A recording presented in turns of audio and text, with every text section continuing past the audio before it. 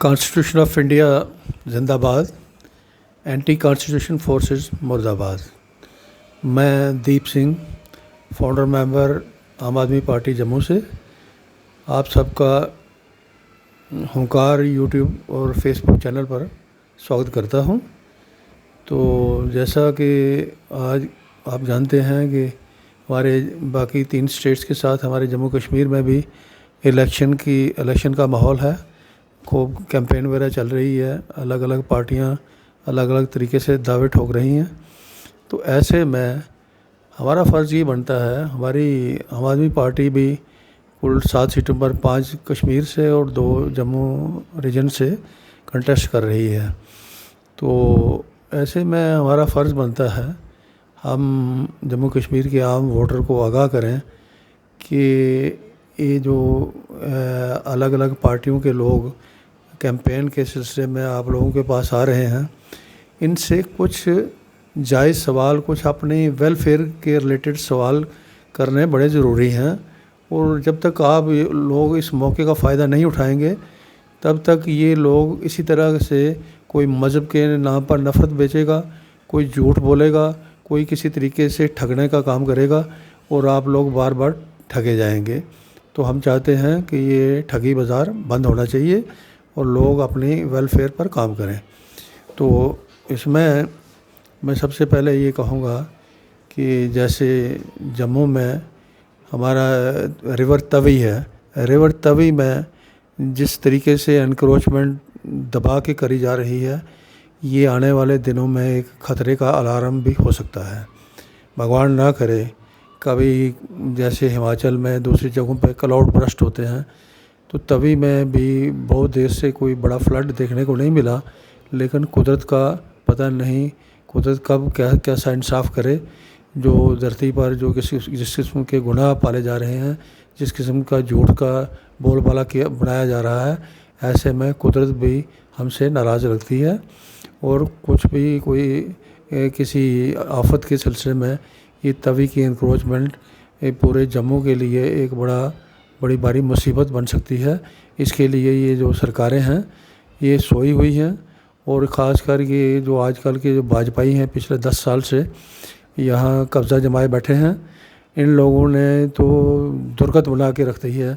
जिस यहाँ साबरमती नाम की झील के नाम पर वहाँ देखें तवी के पुल के दोनों पुलों के बीच में किस कदर इंक्रोचमेंट हो रही है, उससे अंदाज़ा करें कि कल को कोई बड़ा फ्लड आएगा तो क्या सिचुएशन डेवलप हो सकती है। इसी तरह भगवती नगर के नीचे वाला एरिया जो है, वहाँ एक जम्मू की एक अमीर पार्टी है, कॉलोनाइज़र थे, बड़ी ज़मीन खरीद रखी थी तभी की, उसको रेवेन्यू सेक्रेटरी के साथ मिला के उन्होंने को पैसा वैसा सुना है, चढ़ाया है। इस बात का सबूत तो नहीं है, लेकिन ये ज़ाहिर है कि किसी बड़े लेन देन के बगैर ये चीज़ें मुमकिन नहीं हैं। उन्होंने सरकारी रिकॉर्ड में उसका तवी की लैंड का स्टेटस चेंज करके वो तवी की जगह लिख दिया बहरहाल अव्वल, मतलब एक लैंड किस्म चेंज कर दी जिसकी सेल भी हो सकती है, जिधर कंस्ट्रक्शन भी धड़ाधड़ हो रही है।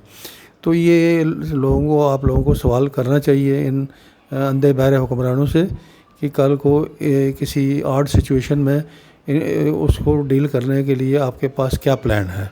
इसी तरह जो साफ़ पीने वाले पानी का जो प्रोविज़न है वो भी बड़ा ज़रूरी है। जैसा हमने पहले भी बताया आपको कि जिस तरीके से ओवरहेड टैंक्स 15-20 साल से अनक्लीन्ड पड़े हैं और गंदा पानी, किसी जगह कैल्शियम ज़्यादा है, किसी जगह कोई प्रॉब्लम है, पीने का जो कुदरत का दिया हुआ फ्री में पानी है उसको साफ़ करने से भी ये लोग कासिर हैं और गंदा पानी लोगों को पिलाया जा रहा है। बड़े कम 10% ऑलरेडी लोग होंगे जिनके पास ये वाटर प्यूरीफायर लगे हैं, बाकी 90% पॉपुलेशन बेचारी इसी तरह से इनके रहमो करम पर पड़ी है। ये सवाल भी इन लोगों से करना पड़ेगा आपको। इसी तरह से एक और बात है, जो मेन जो एग्रीकल्चर प्रोग्रेस है वो पिछले कुछ सालों से जम्मू कश्मीर में टोटल ना के बराबर देखी जा रही है। तो ये एक अपने आप में बहुत बड़ी अलार्मिंग सिचुएशन है। जैसे आप देखेंगे परफॉर्मेंस जो एग्रीकल्चर डिपार्टमेंट की है वो तकरीबन ना के बराबर है। आपको शायद याद होगा, آج سے 30-40 سال پہلے جب گرین ریولوشن آیا تھا نہرو جی کے ٹائم پہ، لال بہادر شاستری صاحب کے نام ٹائم پہ، اس وقت جاپان کی ٹیمیں جموں کشمیر میں گروپس کی شکل میں گاؤں گاؤں میں گھومتی تھی اور لوگوں کو آگاہ کرتی تھی، ایجوکیٹ کرتی تھی۔ آج ڈپارٹمنٹ کروڑوں روپے کی سیلری بانٹ رہا ہے، لیکن ڈپارٹمنٹ کے لوگ ایگریکلچر کی سائڈ پہ، ڈیولپمنٹ کی سائڈ پہ کوئی کام بالکل نہیں کر رہے، جس سے یہ کیا ہے کہ آنے والے دنوں میں فوڈ گرینس کی ہر چیز کی شارٹیج ہوگی اور اتنی بڑی پاپولیشن کو فیڈ کرنا مشکل ہو جائے گا۔ یہ سوال بھی ہمارے ووٹرز کو ان لوگوں سے کرنا چاہیے۔ جیسے چھوٹے ذمہ دار ہیں، چھوٹے ذمہ داروں کی جو ویلفیئر ہے وہ اوور آل ویلفیئر ہے وہ بالکل نہ کے برابر ہے، اس کے لیے کچھ نہیں کیا گیا آج تک۔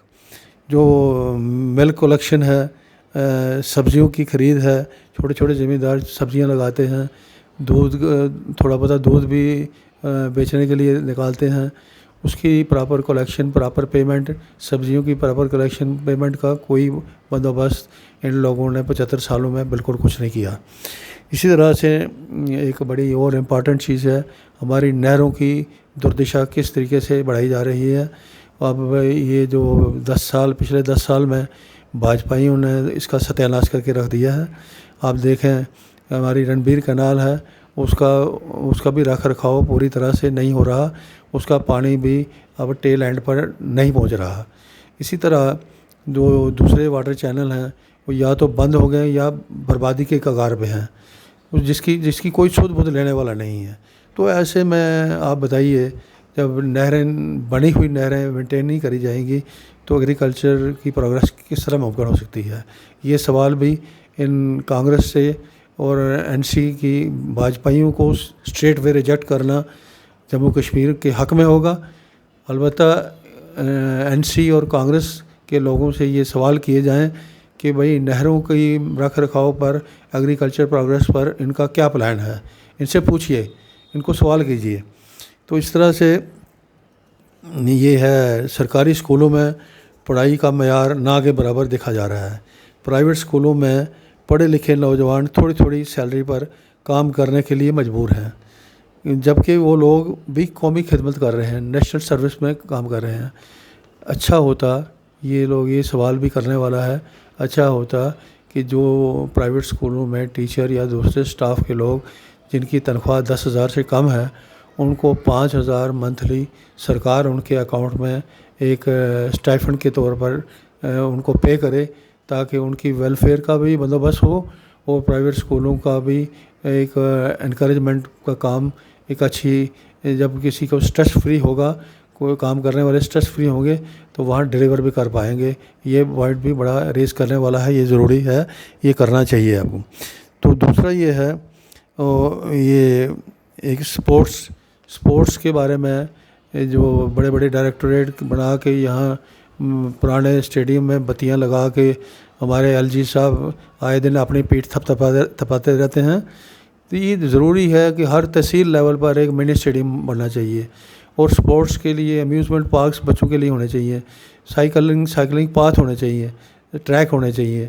یہ چیزیں ہیں، جب تک آپ مانگیں گے نہیں یہ لوگ دیں گے نہیں، یہ اپنے لوٹ کھسوٹ سے باہر نکلیں گے تو آپ کا سوچیں گے، آپ کو سوال کرنا پڑے گا، اور یہ صحیح وقت ہے کہ آپ اپنی آواز بآواز بلند ان کے سامنے رکھیں سوال۔